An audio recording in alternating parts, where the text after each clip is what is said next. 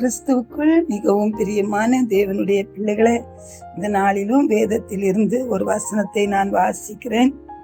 சங்கீதம் 126 முதலாவது வசனம். சியோனின் சிறையிருப்பை கர்த்தர் திருப்பும் போது சொப்பனம் காண்கிறவர்கள் போல் இருந்தோம். அல்லேலூயா, ஆமென். சியோனின் சிறையிருப்பை தேவன் திருப்புகிறார். சியோன் அபிஷேகம் பண்ணப்பட்டவர்கள், தெரிந்து கொள்ளப்பட்டவர்கள், தேவனுக்காக ஊழியம் செய்கிறவர்கள், தேவனை துதிக்கிறவர்கள்.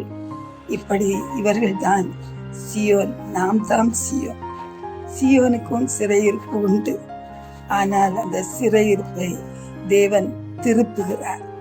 அவர் திருப்பும் போது சொப்பனம் காண்கிறவர்கள் போல இருந்தோம்.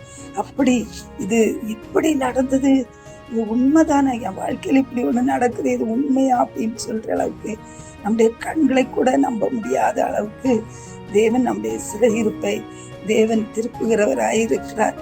நம்ம வேதத்துல பார்க்கும்போது பேதுரு சிறைச்சாலையில வைக்கப்பட்டிருக்கும் போது காவலர்கள் அவனை காவல் காத்து கொண்டிருந்தார்கள்.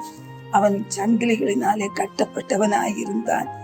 அந்த சூழ்நிலையில தேவதூதன் அங்கே இறங்கி வந்து அவனை அந்த 1ஆம் காவல் 2ஆம் காவல் எல்லாவற்றையும் கடந்து அவனை அழைத்து கொண்டு போய் அவனை விடுதலையாக்குகிறத நம்ம பார்க்கிறோம். அப்பொழுது பேதுரு நினைக்கிறான், இதெல்லாம் ஒரு சொப்பனம் காண்பது போல அவனுக்கு இருந்தது அப்படின்னு சொல்லி. ஆமென். நம்ம யோசேப்புடைய வாழ்க்கையில பார்க்கிறோம். யோசேப்பு தேவனால் தெரிந்து கொள்ளப்பட்ட ஒரு மனுஷன். சொப்பனத்தின் மூலமாய் அவனுடைய எதிர்காலம் எப்படி இருக்கும் என்பதை தேவன் அவனுக்கு சொல்லி இருந்தார். ஆனாலும் அவனுடைய வாழ்க்கையில ஒரு சிறையிருப்பு வந்தது. அந்த சிறையிருப்பில ஆவியானவர் அவனோடு கூட இருந்தார். கர்த்தர் அவனோடு கூட இருந்தார். அவருடைய கிருபை அவனோடு கூட இருந்தது. அதனால ஒரு நாள் வந்த போது ராஜாவுக்கு தேவன் ஒரு சொப்பனத்தை கொடுத்து அந்த சொப்பனத்தின் அர்த்தத்தை சொல்லும்படியான ஞானத்தை அந்த யோசேப் கொடுத்து தேவன் அங்கே யோசேப்புடைய சிறையிருப்பை தேவன் மாற்றுகிறதை நம்ம பார்க்கிறோம். ஒரு சொப்பனம் யோசேப்புக்கு அப்படிதான் தோணிருக்கும். ஒரு சொப்பனம் காண்பது போல இதெல்லாம் நடக்கிறத பார்க்கும்போது மெய்யாகவே நான் சொப்பனம் காண்கிறேன்னு நினைச்சிருப்பான். அப்படித்தான் கர்த்தர் அவனுடைய சிறையிருப்பை மாற்றினார். அடுத்து நம்ம பார்க்கும்போது பவுலும் சீலாவும் தொழுமரத்துல கட்டப்பட்டு கால்கள் கட்டப்பட்டவர்களாய், ஆமென், சங்கிலிகளினாலே கைகள் கட்டப்பட்டவர்களாய் அவர்கள் சிறைச்சாலையிலே அவர்களை அடித்து அவர்களை துன்புறுத்தினார். அந்த வேளையில அவர்கள் ஜெபித்து அவர்கள் அந்த நடு ராத்திரியில தேவனை துதித்தார்கள். அப்படியாக்கா தேவனை துதிக்கும் போது அங்கே தேவன் ஒரு பெரிய காரியத்தை செய்து அவருடைய சிறையிருப்பை தேவன் மாற்றினார். ஆமென், ஆமென். சிறைச்சாலை கதவுகள் எல்லாம் திறந்தது. எல்லாருடைய சங்கில்களும் கலண்டது.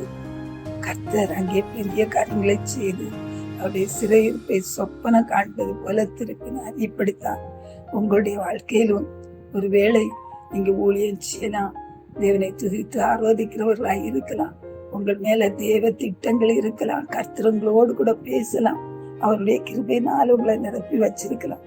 ஆனாலும் என்னுடைய வாழ்க்கையிலே ஒரு சிறையிருப்பு என்று சொல்லி நீங்கள் தவித்து கொண்டிருக்கலாம்.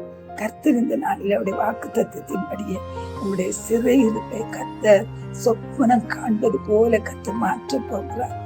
அல்லேலூயா. புறஜாதிகள் எல்லாம் கண்டு கர்த்தர்களுக்கு பெரிய காரியங்களை செய்தார் என்று சொல்லும்படி உங்கள் சிறையிருப்பை தேவன் மாற்ற போகிறார். நீங்கள் கர்த்தர் எங்களுக்கு பெரிய காரியங்களை செய்தார், இது நிமித்தம் மகிழ்ந்திருக்கிறோம் என்று சொல்லி மகிழ்ந்திருக்க கர்த்தர் செய்ய போகிறார்.